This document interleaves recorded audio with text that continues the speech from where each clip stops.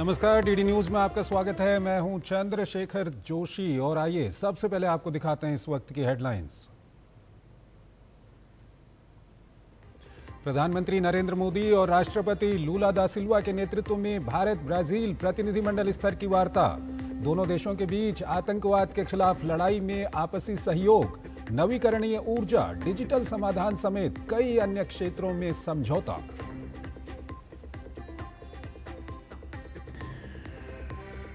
प्रधानमंत्री मोदी ने कहा, भारत है ब्राजील की साझेदारी स्थिरता और संतुलन का अहम स्तंभ। वैश्विक मंचों पर ग्लोबल साउथ की चिंता रखना है हमारा कर्तव्य।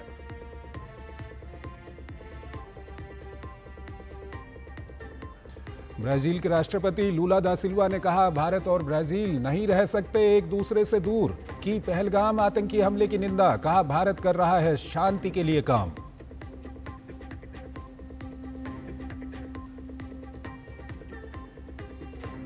पीएम मोदी ब्राजील के सर्वोच्च सम्मान national order of the southern cross से सम्मानित। प्रधानमंत्री ने सम्मान के लिए ब्राजील की सरकार और लोगों का जताया आभार।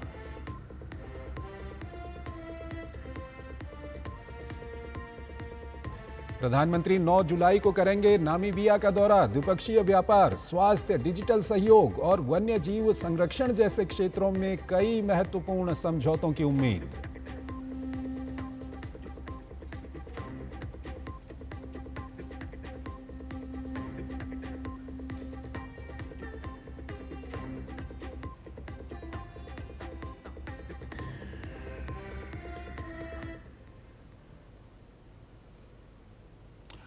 और आइए अब खबरों को विस्तार से दिखाते हैं। और प्रधानमंत्री नरेंद्र मोदी और ब्राजील के राष्ट्रपति लूला दा सिल्वा ने ब्रासीलिया में मीडिया को संबोधित किया। दोनों देशों के बीच में जब प्रतिनिधिमंडल स्तर की बातचीत हुई उसके बाद। और आइए आपको दिखाते हैं कि इस मौके पर पीएम नरेंद्र मोदी ने क्या कुछ कहा। एक्सेलेंसी, मेरे परम मित्र राष्ट्रपति लूला, दोनों देशों के डेलीगेट्स, मीडिया के साथियों, नमस्कार। बोआ तार्ज। रियो और ब्राजीलिया में हमारे गर्मजोशी भरे स्वागत के लिए मैं राष्ट्रपति लूला का, मेरे मित्र का हार्दिक आभार व्यक्त करता हूं। अमेजन की प्राकृतिक सुंदरता और आपकी आत्मीयता दोनों ने हमें मंत्रमुग्ध कर दिया है। आज राष्ट्रपति जी द्वारा मुझे ब्राजील के सर्वोच्च राष्ट्रीय सम्मान से विभूषित किया जाना मेरे लिए ही नहीं बल्कि 140 करोड़ भारतवासियों के लिए भी अत्यंत गर्व और भावुकता का पल है। मैं इसके लिए उनका, ब्राजील सरकार और ब्राजील के लोगों का हृदय से आभार व्यक्त करता हूं। फ्रेंड्स, मेरे मित्र राष्ट्रपति लूला भारत और ब्राजील स्ट्रेटेजिक पार्टनरशिप के चीफ आर्किटेक्ट हैं। हमारे संबंधों को प्रगाढ़ करने में उनकी महत्वपूर्ण भूमिका रही है। मुझे उनके साथ हर मुलाकात में दोनों देशों के लोगों के समृद्धि और कल्याण के लिए काम करने की ऊर्जा मिली है। मैं इस सम्मान को भारत के प्रति उनकी गहरी प्रतिबद्धता और हमारी अटूट मित्रता को समर्पित करता हूं। फ्रेंड्स, आज की चर्चाओं में हमने हर क्षेत्र में सहयोग को सुदृढ़ करने पर बात की। हमने आने वाले 5 वर्षों में द्विपक्षीय व्यापार को $20 बिलियन तक ले जाने का लक्ष्य निर्धारित किया है। फुटबॉल ब्राजील का जुनून है। क्रिकेट भारत के लोगों का पैशन। बॉल बाउंड्री के पार करे या गोल में डाले, जब दोनों एक ही टीम में हो तो 20 बिलियन की साझेदारी कठिन नहीं है। हम मिलकर भारत मर्कोसूर प्रेफरेंशियल ट्रेड एग्रीमेंट के विस्तार पर भी काम करेंगे।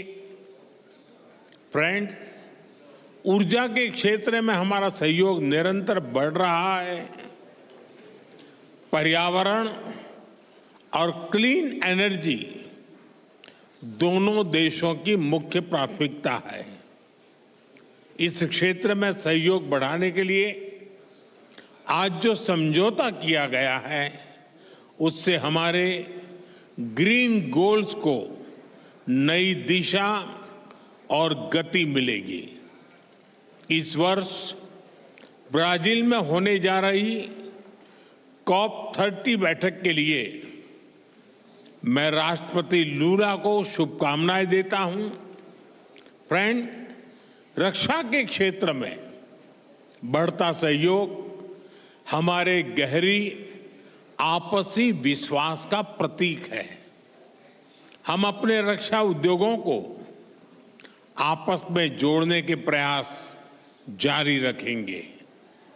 आर्टिफिशियल इंटेलिजेंस और सुपर कंप्यूटर में हमारा सहयोग बढ़ रहा है। यह समावेशी विकास और ह्यूमन सेंट्रिक इनोवेशन की हमारी एक जैसी सोच का प्रमाण है। ब्राजील में यूपीआई के एडॉप्शन पर भी दोनों पक्ष मिलकर काम कर रहे हैं। हमें डिजिटल पब्लिक इंफ्रास्ट्रक्चर और स्पेस जैसे क्षेत्रों में भारत का सफल अनुभव ब्राजील के साथ साझा करने में खुशी होगी।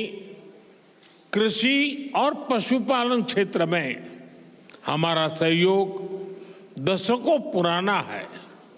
अब हम एग्रीकल्चरल रिसर्च और फूड प्रोसेसिंग पर भी मिलकर काम करेंगे। स्वास्थ्य के क्षेत्र में भी हम अपना विन विन सहयोग बढ़ा रहे हैं। हमने ब्राजील में आयुर्वेद और ट्रेडिशनल मेडिसिन के विस्तार पर बल दिया। Friend, people to people ties हमारे संबंधों का महत्वपूर्ण स्तंभ है। दोनों देशों में स्पोर्ट्स में गहरी रुचि भी हमें आपस में जोड़ती है। हम चाहते हैं कि बिना वीजा काउंटर की लंबी लाइन के भारत और ब्राजील के संबंध कार्निवल जितने रंगीन हो, फुटबॉल जितने जोशीले और सांबा की तरह दिलों को जोड़ते जाएं। इसी भावना से हम दोनों देशों के लोगों को, विशेष रूप से टूरिस्ट, स्टूडेंट्स, स्पोर्ट्स पर्सन्स और बिजनेसमैन के बीच संपर्क सुगम बनाने के लिए प्रयास करेंगे। फ्रेंड, वैश्विक स्तर पर भारत और ब्राजील ने सदैव करीबी समन्वय के साथ काम किया है। दो बड़े लोकतांत्रिक देशों के रूप में हमारा सहयोग न केवल ग्लोबल साउथ बल्कि पूरी मानवता के लिए प्रासंगिक है। हम मानते हैं कि ग्लोबल साउथ की चिंताओं और प्राथमिकताओं को वैश्विक मंचों पर रखना हमारा नैतिक दायित्व है।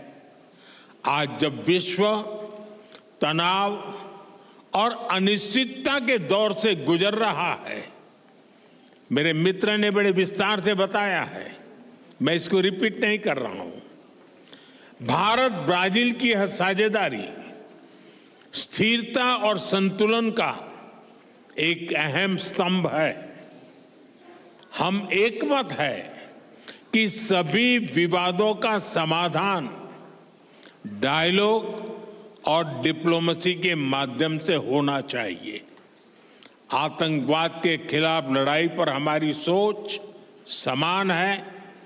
Zero tolerance and zero double standards.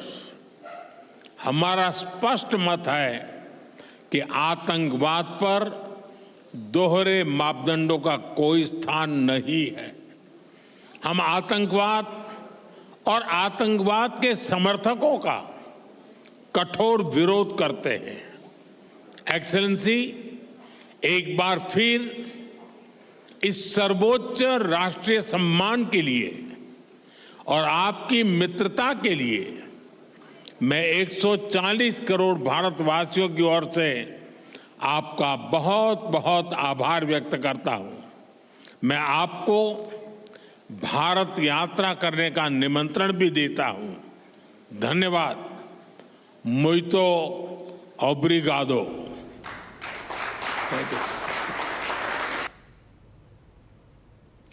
और आपको बता दें कि भारत और ब्राजील ने द्विपक्षीय सहयोग को बढ़ाते हुए कई अहम समझौतों पर हस्ताक्षर किए। प्रधानमंत्री नरेंद्र मोदी और ब्राजील के राष्ट्रपति के बीच वार्ता और प्रतिनिधिमंडल स्तर की बातचीत के बाद समझौता पत्रों का आदान प्रदान किया गया। दोनों देशों में 3 समझौते हुए। ये समझौते अंतर्राष्ट्रीय आतंकवाद की रोकथाम, नवीकरणीय ऊर्जा के क्षेत्र में सहयोग और डिजिटल उपायों से जुड़े हैं।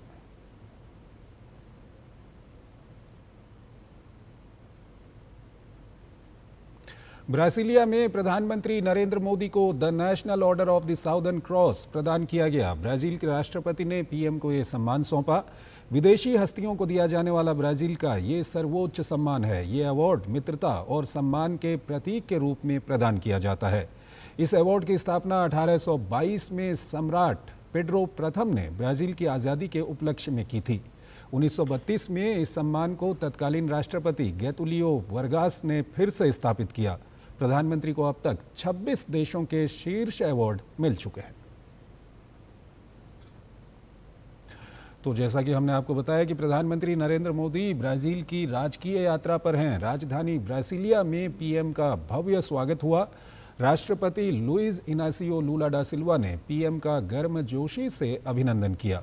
पीएम के स्वागत में 114 घुड़सवारों का विशेष दस्ता भी मौजूद रहा। प्रधानमंत्री को गार्ड ऑफ ऑनर भी दिया गया। ब्राजील का यह दौरा प्रधानमंत्री की 5 देशों की यात्रा के चौथे चरण में हो रहा है। पीएम के स्वागत में शानदार सांस्कृतिक प्रस्तुति भी हुई।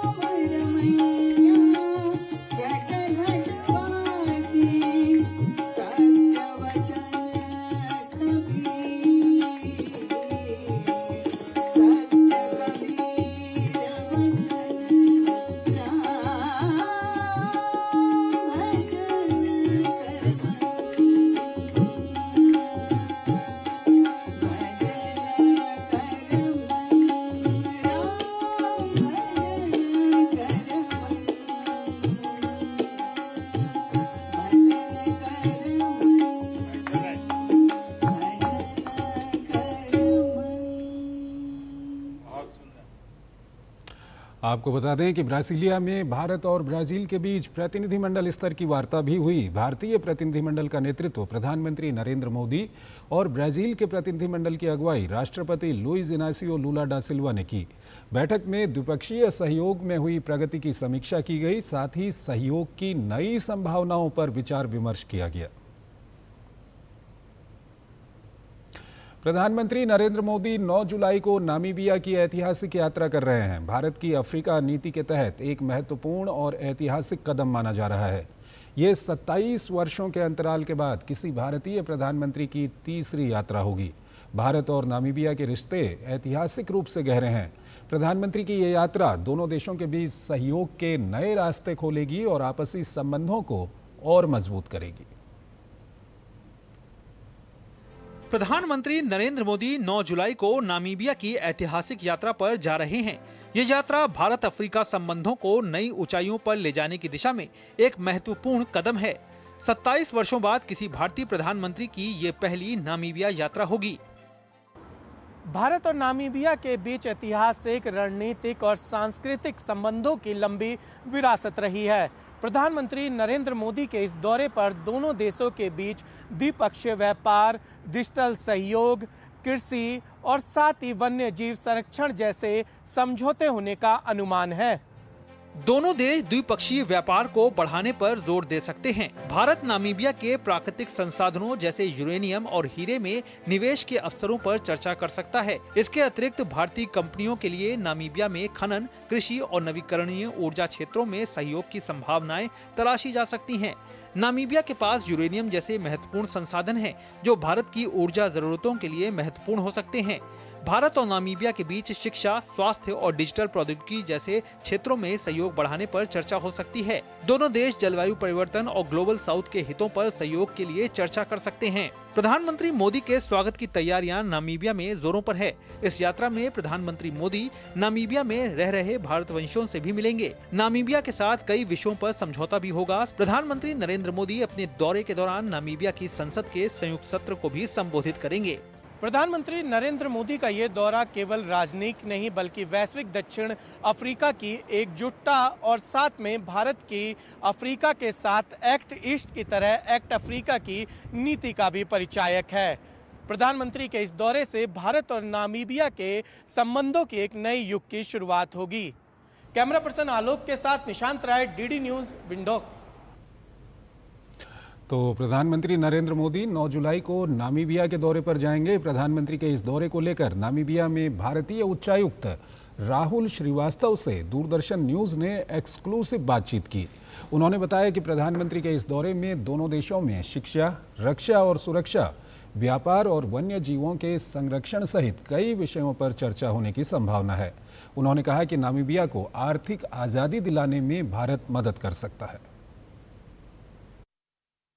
प्रधानमंत्री 9 जुलाई को नामीबिया दौरे पर आ रहे हैं और ये दौरा इसलिए महत्वपूर्ण माना जा रहा है कि दोनों देशों में द्विपक्षीय संबंध और ज़्यादा मजबूत होंगे। आखिर इस दौरे के मायने क्या हैं और इसका भविष्य में क्या असर पड़ेगा, इस पर ज़्यादा बातचीत करने के लिए हमारे साथ मौजूद हैं नामीबिया में भारतीय उच्चायुक्त राहुल श्रीवास्तव। राहुल जी नमस्कार। नमस्कार। डीडी न्यूज़ में आपका स्वागत है। सबसे पहला सवाल मेरा यही है कि इस दौरे का उद्देश्य क्या है और द्विपक्षीय संबंधों में कितनी मधुरता आएगी इस दौरे को लेकर? उद्देश्य काफ़ी सारे हैं।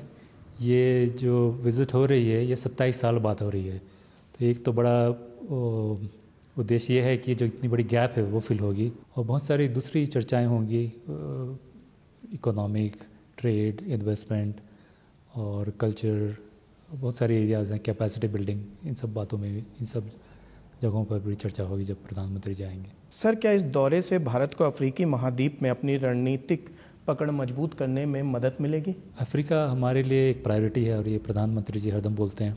जब ये प्रधानमंत्री जी की अभी विज़िट स्टार्ट हुई, आपने देखा होगा एक अफ्रीका के देश से शुरू हुई और एक अफ्रीका के देश से ख़त्म हो रही है। तो अफ्रीका में हमारे 3 इंडिया अफ्रीका फोरम समिट हो चुके हैं और अफ्रीका हमारे लिए इसलिए भी महत्वपूर्ण है क्योंकि हम जिस रास्ते से चले थे हमारे इंडिपेंडेंस के लिए, उसके बाद हमने सभी अफ्रीका के देशों का हमने सपोर्ट किया था, नामीबिया का हमने सपोर्ट किया था। हमारे जो डेवलपमेंट के चैलेंजेस हैं वो एक जैसे हैं, और इंडिया में ये चैलेंजेस काफ़ी बड़े हैं, लेकिन हमने बहुत सारे चैलेंजेस का हमने सॉल्यूशन निकाल लिया है। तो हम भी चाहते हैं कि भारत अपना एक्सपीरियंस, एक्सपर्टीज़, नॉलेज इन सब एरियाज़ में शेयर करे। सर, भारत ग्लोबल साउथ की बात करता है, तो क्या नामीबिया आपको लगता है कि इसका समर्थन करेगा? करता है और करेगा, क्योंकि हम भी ग्लोबल साउथ से हैं, नामीबिया भी अपने आप को ग्लोबल साउथ से मानता है। हमारे, जैसे मैंने बताया कि हमारे चैलेंजेस वगैरह एक जैसे हैं। जब इंडिया G20 प्रेसिडेंसी कर रहा था, तब हमारे यहाँ voice of global south summit हुए थे, जिसमें तीनों समिट में नामीबिया ने भी पार्टिसिपेट किया था। तो वो बिल्कुल पार्टिसिपेट करते हैं और चाहते हैं कि हमारी जो एंगेजमेंट है, भारत का एंगेजमेंट ग्लोबल साउथ में वो बढ़े। प्रधानमंत्री के इस दौरे पर क्या कोई बड़ा ट्रेड एग्रीमेंट साइन हो सकता है रक्षा और सुरक्षा के क्षेत्र में? बातें कुछ चल रही हैं अभी उसमें डिफेंस एरियाज़ में, क्योंकि जो नामीबियन डिफेंस फोर्सेस हैं, इनकी सरकार भारत से काफ़ी कुछ डिफेंस इक्विपमेंट खरीदना चाहती हैं। जो प्रधानमंत्री जी जब आएंगे तो इस पर भी हमारी बातचीत होगी। और अभी कुछ समय पहले इनके जो एयरफोर्स के चीफ हैं वो भी इंडिया गए हुए थे। वो काफ़ी इम्प्रेस्ड हुए हमारा वहाँ पर जो डिफेंस का हमारा इंफ्रास्ट्रक्चर डेवलपमेंट है। तो काफ़ी कुछ हमसे यहाँ पर खरीदना चाहते हैं भारत से। कुछ इक्विपमेंट है, बट ये विज़िट के बाद मेरे ख्याल से काफ़ी कुछ बढ़ावा होगा। नामीबिया भी की अगर बात की जाए तो वो महत्वपूर्ण देश है, लेकिन जो भारतीय दर्शक हैं, खासकर डीडी न्यूज़ के, वो उनकी एक बड़ी इच्छा रहती है कि अगर नामीबिया में व्यापार करना चाहें तो कौन कौन से ऐसे सेक्टर हैं जिसको लेकर हम आगे बढ़ सकते हैं? बहुत सारे सेक्टर्स हैं, जिसमें जो अगर बड़े सेक्टर्स बताऊं तो माइनिंग, मिनरल्स। अभी जैसे इनके क्रिटिकल मिनरल्स वगैरह तो हैं इनके पास, रेयर अर्थ वो सब भी हैं, लेकिन मार्बल है तो काफ़ी इनका अच्छा मार्बल है। यहाँ से काफ़ी सारी कंपनीज आती हैं जो कि भारत से इसमें इन्वेस्टमेंट कर रही हैं। ट्रेडिंग में यहाँ पर एक हमारी कंपनी है जो कि 2000 लोगों को एम्प्लॉय करती है। तो आप कोई भी एरिया चूज़ कर सकते हैं, क्योंकि यहाँ पर इस चीज़ की प्रॉब्लम नहीं कि भाषा अलग है, भाषा भी ये अंग्रेजी समझते हैं, तो हमारे लिए व्यापार करना आसान है। सर, आपने अभी कहा कि क्रिटिकल मिनरल्स की अगर बात की जा रही है, तो क्या यूरेनियम को लेकर भी किसी समझौते की संभावना है? यूरेनियम पर भी बातचीत होगी, और प्रधानमंत्री के विज़िट के बाद मैं आशा करता हूँ कि यूरेनियम हमारे नामीबिया से भी यहाँ से इंडिया में भी एक्सपोर्ट होगा, क्योंकि हमारा एक एग्रीमेंट है, लेकिन कुछ उसमें डेवलपमेंट ज़्यादा नहीं हो सक रहा है, क्योंकि कुछ चीज़ें हैं जो कि हमें क्लैरिफाई करनी है। वो प्रधानमंत्री जी के विज़िट के बाद हो जाएंगे। उसके बाद हम मेरे ख्याल से यूरेनियम भी यहाँ से एक्सपोर्ट कर सकेंगे। आपको लगता है कि भारत की जो विदेश नीति नामीबिया को लेकर है, अगले 10 सालों में आप किस तरीके का परिवर्तन देखेंगे? जैसे इंडिया की भी बढ़ोतरी हो रही है, तो यहाँ भी थोड़ा रियलाइजेशन है कि हमें बहुत कुछ सीखने को मिल सकता है। हम बहुत कुछ अपना इन्वेस्टमेंट वगैरह इंडिया से ला सकते हैं, हमारे जो रिलेशंस है बढ़ सकती है। तो इनकी भी जानकारी अभी बढ़ रही है। तो फिर जैसे अब विज़िट होगी प्रधानमंत्री की, तो फिर काफ़ी लोग जानेंगे कि हाँ, इंडिया में क्या अपॉर्चुनिटीज़ हैं, तो हमारे जो रिलेशंस है वो भी बढ़ेंगे। धन्यवाद सर।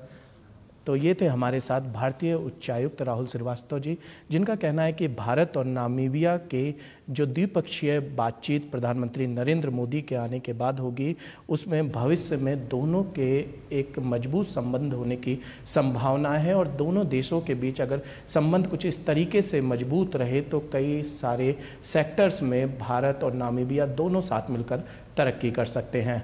डीडी न्यूज़ पे इतना ही। देश और दुनिया की तमाम खबरों के लिए बने रहिए हमारे साथ।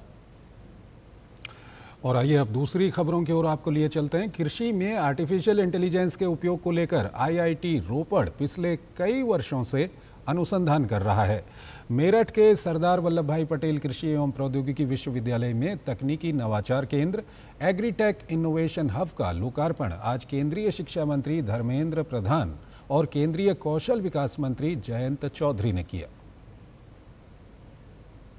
कृषि में तकनीक के उपयोग को लेकर मोदी सरकार की कई योजनाएं चल रही हैं, लेकिन अब कृषि में आर्टिफिशियल इंटेलिजेंस यानी AI के उपयोग को लेकर IIT रोपड़ नए अनुसंधान कर रहा है। केंद्रीय मंत्री धर्मेंद्र प्रधान ने मेरठ के सरदार वल्लभ भाई पटेल कृषि एवं प्रौद्योगिकी विश्वविद्यालय में नवनिर्मित कृषि तकनीकी नवाचार केंद्र एग्रीटेक इनोवेशन हब का लोकार्पण करते हुए कहा कि एआई एक भविष्यवक्ता की तरह काम करता है, जो कृषि के अतीत की कमियां और भविष्य के लिए समाधान और उपचार भी बताता है। उन्होंने कहा कि तकनीक का उपयोग करते हुए इसके आकार को बढ़ाना है। उन्होंने ये भी कहा कि उद्योग कितने भी बढ़े, लेकिन भारत के लोगों की आत्मा खेती किसानी में ही बसती है। एआई का यूज किया जाएगा तो वो टेक्नोलॉजी हमें बताएगी। पिछले कई सालों के अंदर डाटा एनालिटिक्स करके एआई बताएगी। कई सालों के अंदर जो खेती हुई उस पर्टिकुलर इलाका में, उसकी रिप्रोड्यूसिंग कैपेसिटी कितनी है, उसमें बीमारी क्या क्या आई है, उसके साथ साथ उपचार भी बताएगी। कृषि में आर्टिफिशियल इंटेलिजेंस के उपयोग को लेकर केंद्रीय कौशल विकास मंत्री जयंत सिंह ने कहा कि कृषि में तकनीक का तेजी से उपयोग हो रहा है और किसानों को समय के अनुरूप नई तकनीक से जोड़ा जा रहा है।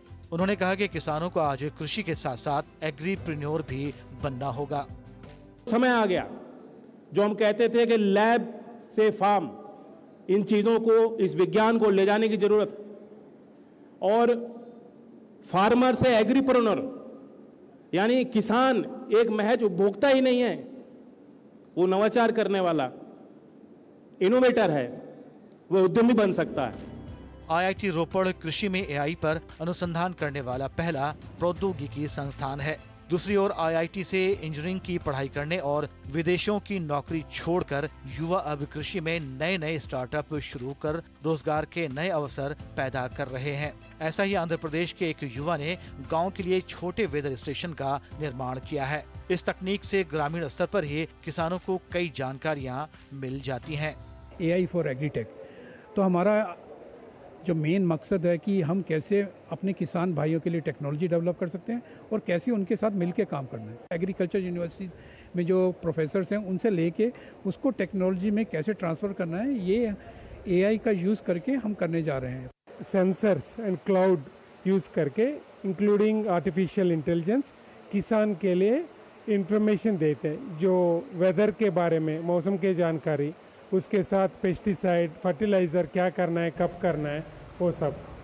मोदी सरकार में शिक्षा, कृषि और कौशल विकास जैसे कई मंत्रालय मिलकर कृषि और किसानों को तकनीक से जोड़ने के लिए कई नवाचार कर रहे हैं, जिससे देश का किसान सशक्त और आर्थिक रूप से मजबूत बन रहा है।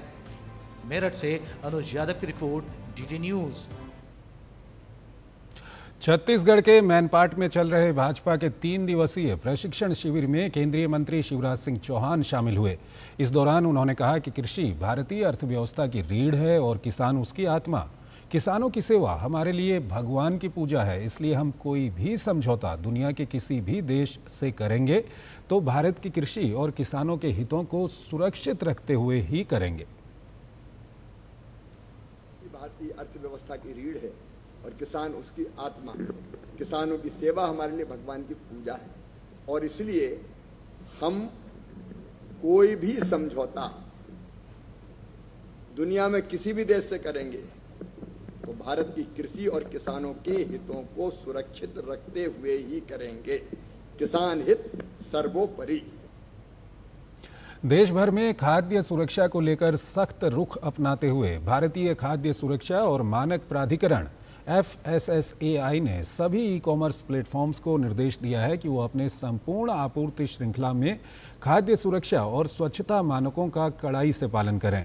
FSSAI की बैठक में CEO जी कमलावर्धन राव ने 70 से अधिक प्रमुख ई-कॉमर्स कंपनियों के प्रतिनिधियों को स्पष्ट संदेश दिया कि किसी भी प्रकार की लापरवाही को गंभीरता से लिया जाएगा और सख्त कार्रवाई की जाएगी।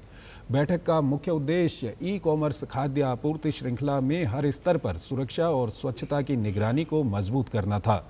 इस दौरान FSSAI ने कई ज़रूरी निर्देश जारी किए। अब सभी ई-कॉमर्स प्लेटफॉर्म्स को उपभोक्ताओं को दी जाने वाली रसीद, चालान और कैश मेमो पर FSSAI लाइसेंस पंजीकरण संख्या को स्पष्ट रूप से प्रदर्शित करना अनिवार्य किया गया है। प्लेटफॉर्म्स को अपने गोदामों और भंडारण इकाइयों का पूरा विवरण FOSCOS पोर्टल पर अनिवार्य रूप से साझा करना होगा। सभी गोदामों और स्टोरेज सुविधाओं की साफ सफाई की निगरानी की जाएगी और उनकी तस्वीरें FOS-COS पोर्टल पर नियमित रूप से अपलोड करनी होंगी। उपभोक्ता दस्तावेजों पर फूड सेफ्टी कनेक्ट ऐप से संबंधित जानकारी प्रदर्शित करने के भी निर्देश दिए गए हैं। FSSAI का ये कदम ये सुनिश्चित करने की दिशा में एक निर्णायक पहल है कि उपभोक्ता चाहे पारंपरिक दुकानों से खरीदारी करें या ऑनलाइन माध्यम से, उन्हें हर हाल में सुरक्षित और गुणवत्तापूर्ण खाद्य उत्पाद मिलें।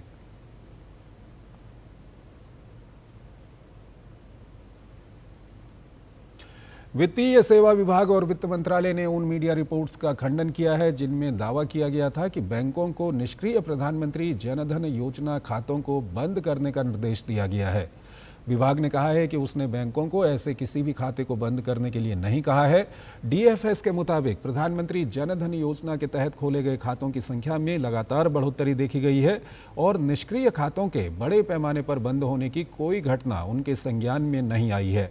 DFS ने यह भी बताया है कि 1 जुलाई से 3 महीने का एक अभियान शुरू किया गया है जिसमें जनधन योजना, जीवन ज्योति बीमा योजना और अटल पेंशन योजना को बढ़ावा दिया जा रहा है। इस दौरान बैंक अपने खातों का पुनः KYC भी कर रहे हैं। वित्तीय सेवा विभाग ने ये जरूर कहा है कि बैंकों को सलाह दी गई है कि वो निष्क्रिय खाता धारकों से संपर्क करें ताकि खाते फिर से सक्रिय किए जा सकें।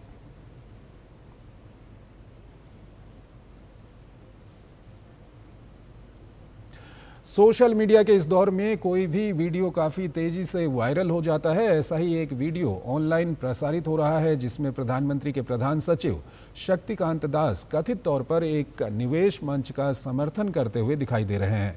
PIB फैक्ट चेक ये वीडियो PIB ने फैक्ट चेक किया जिसमें ये वीडियो फेक पाया गया। भारत सरकार और प्रधान सचिव ने ऐसी किसी योजना का समर्थन नहीं किया है।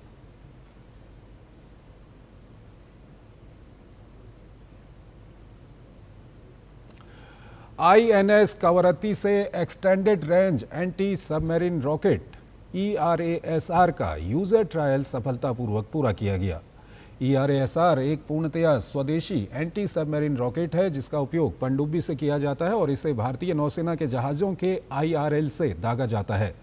इसमें उच्च सटीकता और स्थिरता के साथ रेंज की आवश्यकताओं की एक विस्तृत श्रृंखला को पूरा करने के लिए ट्विन रॉकेट मोटर कॉन्फ़िगरेशन है। ERASR स्वदेशी रूप से विकसित इलेक्ट्रॉनिक टाइम फ्यूज का उपयोग करता है। इसे पुणे स्थित DRDO के आयुध अनुसंधान एवं विकास प्रतिष्ठान ARDE ने उच्च ऊर्जा सामग्री अनुसंधान प्रयोगशाला और नौसेना विज्ञान और प्रौद्योगिकी प्रयोगशाला के सहयोग से भारतीय नौसेना के जहाज़ों के स्वदेशी रॉकेट लॉन्चर IRL के लिए ERASR को डिज़ाइन और विकसित किया है। रक्षा मंत्री राजनाथ सिंह ने इस ट्रायल को पूरा करने के लिए DRDO और भारतीय नौसेना को बधाई दी है। उन्होंने कहा है कि इस प्रणाली की सफल तैनाती भारतीय नौसेना की मारक क्षमता को और बढ़ाएगी।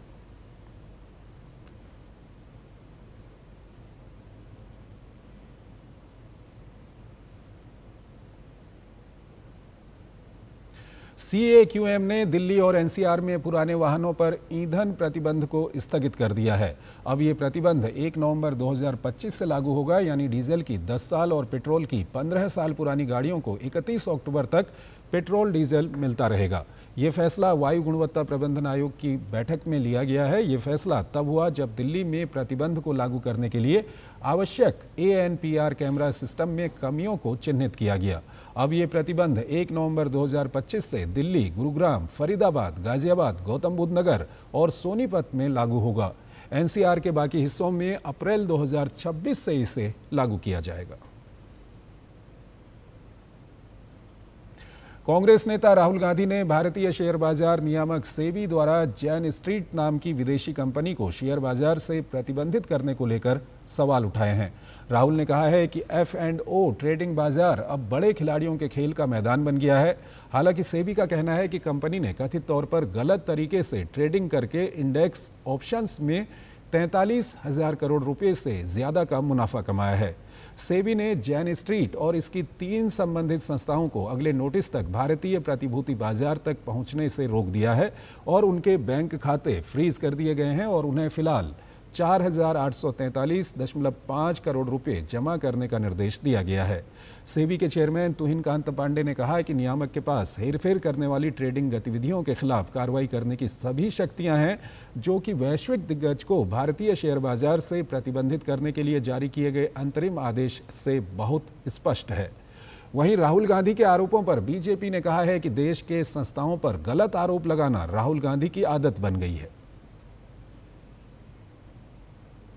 इन्वेस्टिगेशन से ही पता चला है कि कुछ कंपनीज जो मार्केट मैनिपुलेशन करती है उसके ऊपर स्ट्रॉन्ग एक्शन लेने की ज़रूरत है। कॉम्प्लेक्स सिचुएशंस होती हैं, उनके ऊपर समय लगता है इन्वेस्टिगेशन की, लेकिन राहुल गांधी हमारे सभी इंस्टीट्यूशंस पे उंगली उठाने में नहीं चूकते, उनको अंडरमाइन करने में नहीं चूकते और ग्लोबल लेवल पे उनके रेपुटेशन को ख़राब करने का वो प्रयास करते हैं ताकि देश की जो इमेज है वह ख़राब हो जाए। बीआरएस की वरिष्ठ नेता के कविता ने तेलंगाना की कांग्रेस सरकार से मांग की है कि संविधान के अनुच्छेद 243D के तहत राज्य में अन्य पिछड़ा वर्ग ओबीसी के लिए 42% आरक्षण लागू करें।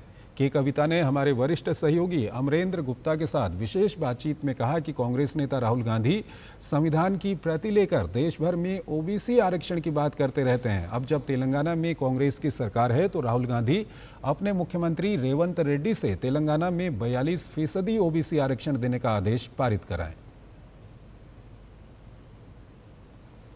आरक्षण को लेकर बीआरएस लगातार मुखर है और राज्य में अपनी मांग को रख रही है। इस मुद्दे पर बात करने के लिए बीआरएस की वरिष्ठ नेता के कविता हमारे साथ हैं। मैम, लगातार आपकी मांग मुखर है कि 42% आरक्षण जो है ओबीसी को राज्य में मिलना चाहिए। देखिए, कांग्रेस का वादा था इस बार जब तेलंगाना में सत्ता में आने से पहले कि 42% आरक्षण ओबीसी को देंगे। बाद में सारे पार्टियों ने उनका साथ दिया और बिल भी पास हो गया।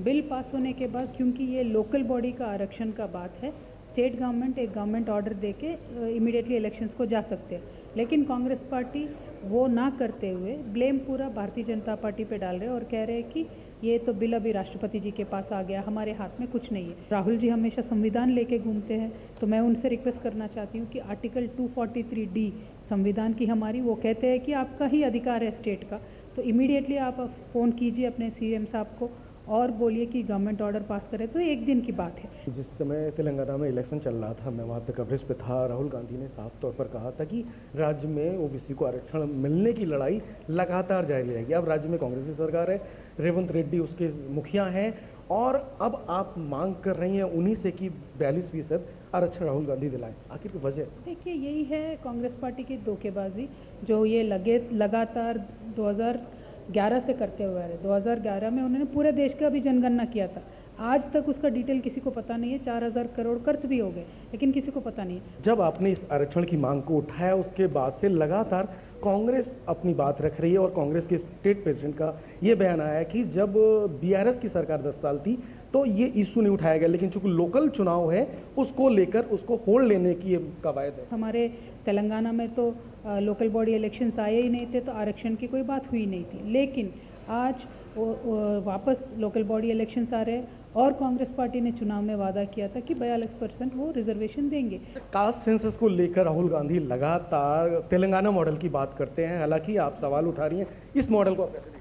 देखिए, तेलंगाना का एक्सरे हमने लिया है बोल के राहुल गांधी जी बताते हैं। एक्सरे लिया है लेकिन मशीन में गलती है, गड़बड़ है, तो एक्सरे ठीक से नहीं आई है और ये गलत बता रहे हैं पूरे देश में। तो यही बताने मैं दिल्ली तक आई हूँ कि राहुल जी झूठ बोल रहे हैं देश के ओबीसीओं से। अगर आप सिंसियर है, अगर आप सीरियस है, तो आप गवर्नमेंट ऑर्डर एक दे दीजिए, कल के दिन काम खत्म हो जाएगा, आरक्षण मिल जाएगी 42%। वो करते नहीं है, वो सिर्फ पॉलिटिक्स करना चाहते हैं। बस यही बात आपके ज़रिए ओबीसी को बताना था। कांग्रेस ने वादा किया था जिसके बाद वो मुकर गए हैं और इसीलिए वो दिल्ली आकर राहुल गांधी से कहना चाहते हैं कि अपने वादे को पूरा करें और राज्य के ओबीसी को 42% आरक्षण दें। Amarendra Gupta, DD news, Delhi. पृथ्वी विज्ञान राज्य मंत्री डॉक्टर जितेंद्र सिंह ने राजस्थान के धौलपुर का दौरा किया। इस दौरान केंद्रीय राज्य मंत्री ने धौलपुर के सूचना एवं जनसंपर्क कार्यालय में स्थित नेशनल इंस्टीट्यूट ऑफ इम्यूनोलॉजी द्वारा स्थापित विज्ञान केंद्र का उद्घाटन किया। इस मौके पर उन्होंने धौलपुर विज्ञान केंद्र का निरीक्षण किया और विज्ञान के विभिन्न सिद्धांतों को विद्यार्थियों से समझा। केंद्रीय राज्य मंत्री ने कलेक्ट्रेट परिसर के सामने स्थित पार्क में एक पेड़ मां के नाम के तहत पौधारोपण भी किया। इस मौके पर उन्होंने कहा कि आकांक्षी जिलों में विज्ञान केंद्र के स्थापित होने से विद्यार्थियों को विज्ञान को प्रायोगिक तरीके से सीखने में मदद मिलेगी। जिले जो पहले उस स्तर पर नहीं थे, उनके मापदंड यदि पहले कहीं पिछड़े हुए थे तो वो ना केवल उस स्तर तक पहुंचे बल्कि उस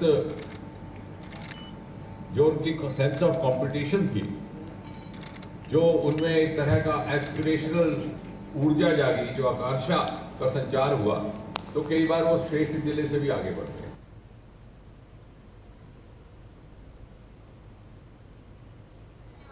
कई चीजें होती हैं जैसे मैथ्स के फॉर्मूले, साइंस के डायग्राम्स जो हम बुक्स में नहीं समझ पाते, तो हम इन्हें उन 3D स्ट्रक्चर से बहुत अच्छे से समझ पा रहे हैं। हमें बहुत अच्छा फील हो रहा है।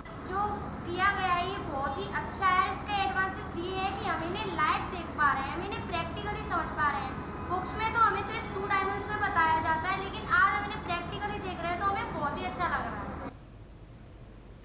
मध्य प्रदेश के मुख्यमंत्री डॉक्टर मोहन यादव ने सूचना एवं प्रसारण और संसदीय कार्य राज्य मंत्री डॉक्टर एल मुरुगन से उनके नई दिल्ली स्थित आवास पर मुलाकात की।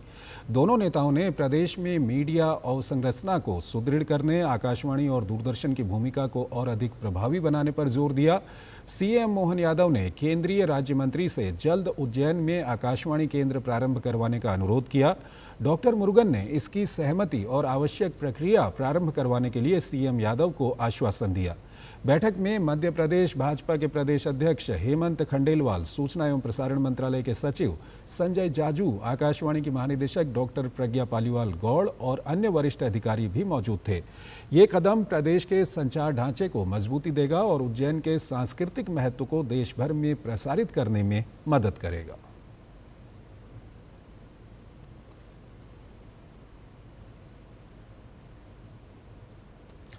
एनआईए ने कर्नाटक की जेल में लश्कर आतंकियों की मदद करने के आरोप में 3 आरोपियों को गिरफ्तार किया है, जिसमें एक कर्नाटक पुलिस का एएसआई चंद पाशा है, दूसरा बेंगलुरु जेल में तैनात मनोचिकित्सक डॉक्टर नागराज और तीसरी फरार आतंकी जुनैद अहमद की मां फातिमा है। आरोपियों को पकड़ने के लिए एनआईए ने राज्य के बेंगलुरु और कोलार जिलों में 5 स्थानों पर तलाशी अभियान चलाया। तलाशी के दौरान गिरफ्तार आरोपियों और अन्य संदिग्धों के घरों से डिजिटल डिवाइस, नकदी, सोना और आपत्तिजनक दस्तावेज जब्त किए गए। मिजोरम ने एक बार फिर सतत विकास लक्ष्यों की दिशा में अपनी प्रतिबद्धता और उपलब्धियों को सिद्ध किया है। हाल ही में जारी पूर्वोत्तर क्षेत्र जिला एसडीजी सूचकांक रिपोर्ट 2023-24 में मिजोरम पूर्वोत्तर क्षेत्र में सबसे आगे है। ये रिपोर्ट नीति आयोग, पूर्वोत्तर क्षेत्र विकास मंत्रालय और यूएनडीपी इंडिया के संयुक्त प्रयास से तैयार की गई। रिपोर्ट में बताया गया है कि मिजोरम के हनहथियाल जिले ने 81.43 अंक के साथ पूरे पूर्वोत्तर क्षेत्र में पहला स्थान हासिल किया है। वहीं मिजोरम का एक और जिला चंफाई 79.86 अंक के साथ दूसरे स्थान पर रहा। मिजोरम का एक और जिला कोलासिब 76.50 अंकों के साथ 9वें स्थान पर रहा। खास बात यह है कि मिजोरम के सभी 11 जिले फ्रंट रनर श्रेणी में आए, जो पूरे राज्य में लगातार और मजबूत प्रदर्शन को दर्शाता है, जबकि कोई भी जिला आकांक्षी या अचीवर श्रेणी में नहीं है।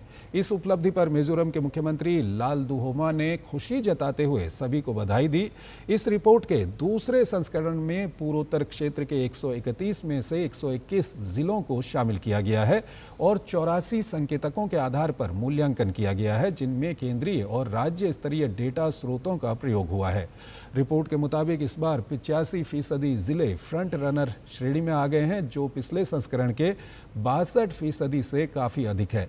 सिक्किम और त्रिपुरा के सभी जिले भी फ्रंट रनर श्रेणी में शामिल हो गए हैं। मिजोरम की ये उल्लेखनीय उपलब्धि और पूर्वोत्तर राज्यों में तेजी से हो रही प्रगति ये दर्शाती है कि अगर संस्थागत ढांचा मजबूत हो और लक्ष्य स्पष्ट हों तो सतत विकास लक्ष्यों की दिशा में उल्लेखनीय सफलता प्राप्त की जा सकती है। छत्तीसगढ़ के नक्सल प्रभावित बीजापुर जिले में गश्त पर निकले जवानों पर नक्सलियों ने हमला कर दिया। जवानों को निशाना बनाकर किए गए आईईडी ब्लास्ट और गोलीबारी में सीआरपीएफ के 2 जवान घायल हो गए। बीजापुर जिले के आवापल्ली के मुरदोंडा इलाके में रोड ओपनिंग ड्यूटी पर जवान निकले थे। उनकी वापसी के दौरान नक्सलियों ने स्टेट हाईवे पर कैंप के करीब हमला कर दिया।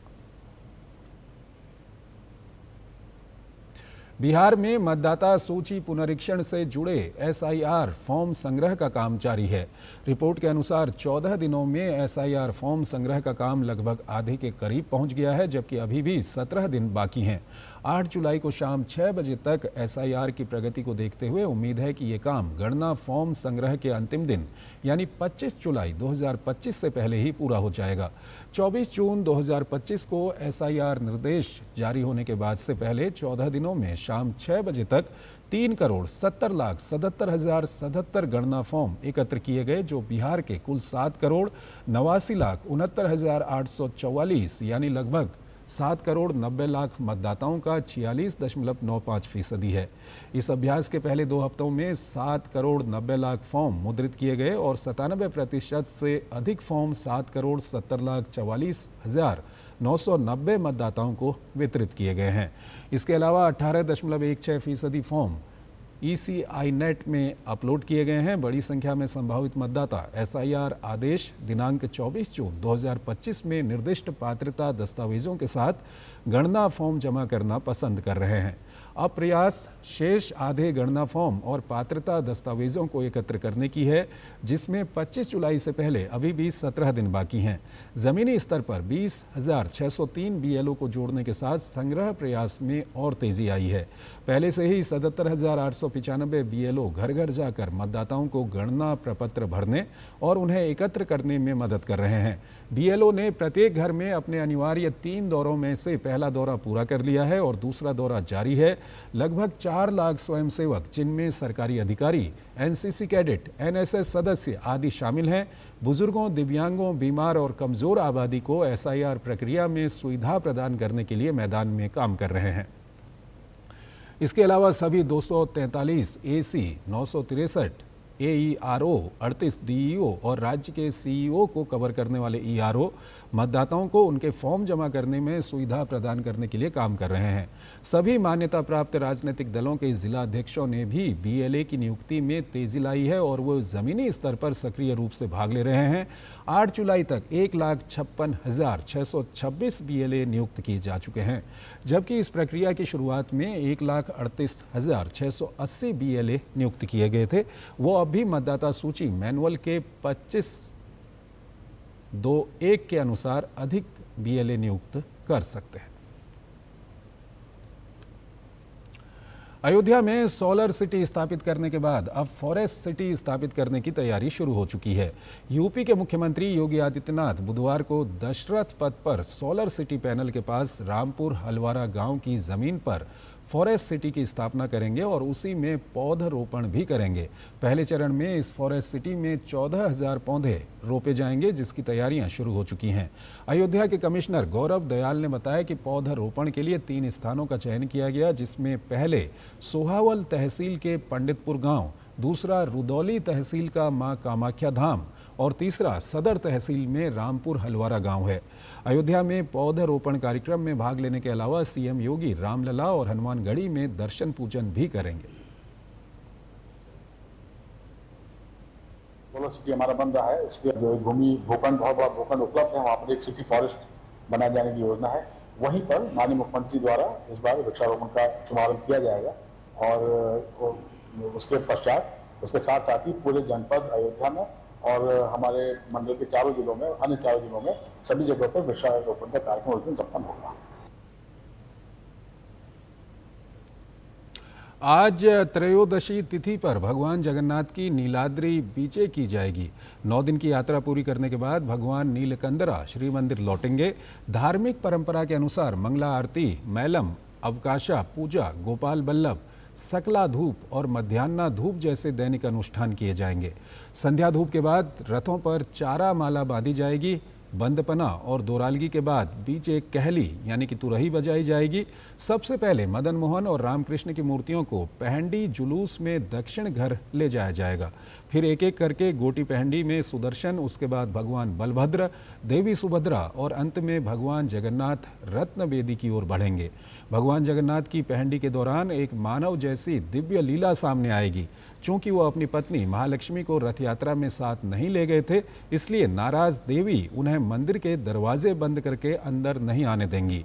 अनुनय विनय के बाद भगवान जगन्नाथ महालक्ष्मी को प्रसन्न करने के लिए रसगुल्ला, मिठाई और बढ़िया कपड़ा यानी कि पाटा वस्त्र चढ़ाएंगे और 16 दिनों के लिए गुप्त गुंडीचा यात्रा का वादा करेंगे। दरवाज़ा बंद करने के दौरान विशेष संवाद यानी कि बचनिका होगा और वादा मिलने पर दरवाज़ा खुल जाएगा, जिससे भगवान जगन्नाथ श्री मंदिर में प्रवेश कर सकेंगे।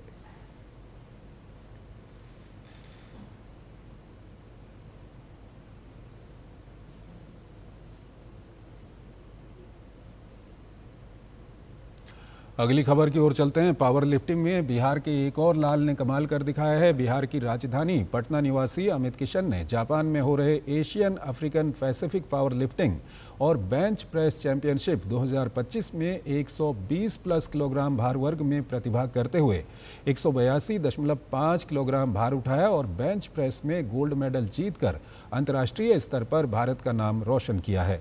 इससे पूर्व अमित किशन पंजाब के फगवाड़ा में सीनियर नेशनल चैंपियनशिप 2025 में भी 182.5 किलोग्राम भार उठाकर बेंच प्रेस में सिल्वर मेडल जीतकर पावर लिफ्टिंग के राष्ट्रीय मंच पर अपनी ताकत और प्रतिभा का लोहा मनवा चुके हैं। बिहार और पूरे देश को इस शानदार खिलाड़ी पर गर्व है। देश में खेल के क्षेत्र में महिलाओं की भागीदारी का विषय हरदम ज्वलंत मुद्दा रहा है। बीते समय के दौरान इसमें वृद्धि भी देखी गई है। वेट लिफ्टिंग की बात करें तो यहां सरकार के प्रयास से अस्मिता भी इस मंच पर महिला खिलाड़ियों को एक नया आकार दे रही है, जो इस खेल की जड़ों को भी देश में मजबूती दे रहा है। देश में खेल क्रांति के साथ साथ एक और क्रांति देखने को मिल रही है और ये क्रांति है खेल की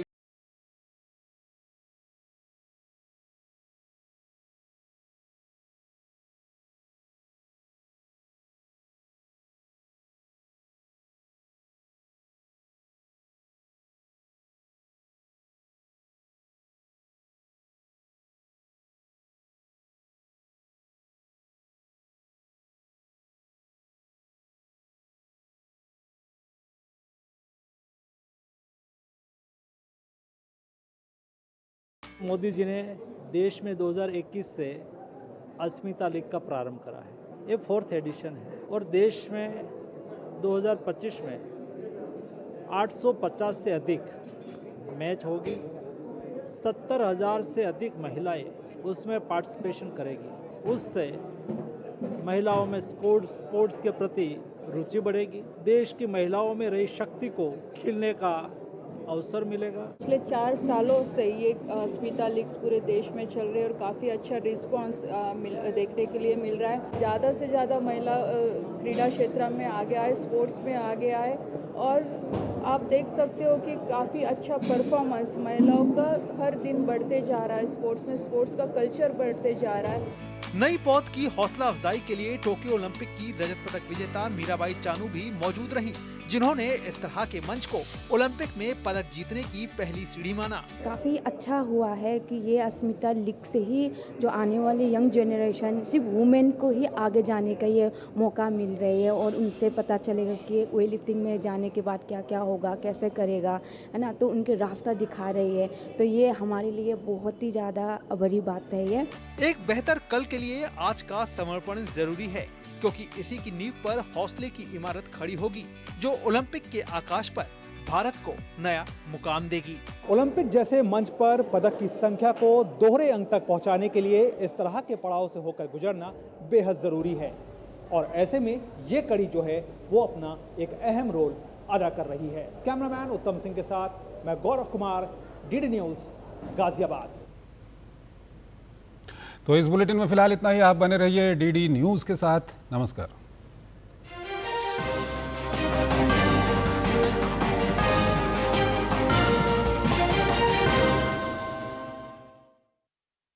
सर थैंक यू। अरे दादा, आप ठीक है? हाँ, थोड़ा